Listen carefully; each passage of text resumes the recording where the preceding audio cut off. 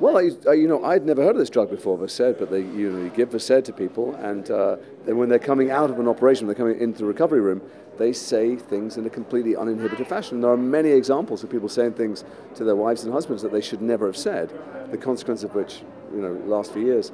And they're all over, it being the digital age, it's all over YouTube. So I researched it by watching it, I researched it by talking to people, and then it was a great script. And one of the joys of acting is when you have fabulous people in a scene with you, it makes your job easy. So I just looked around the room, and there were, somebody was reacting like my wife, and somebody else was reacting like a nurse, and it made it much easier to do. Yeah, they're like little playlists. They're 7 or 8 minutes, 10 minutes, I think, at the most. And in some ways, it's quite Victorian. Although it's a very modern medium, that's how they used to write stories, how Dickens wrote. Dickens wrote serialized chapters to make people want to come back. And I think that the very best of what they're doing. Rodrigo Garcia just premiered the 2nd season of Blue. And it was, it's fantastic. And he writes so perfectly that it seems to me that it's the perfect, he has that in his DNA to write a 10-minute piece that intrigues you and makes you want to get the next 10-minute piece.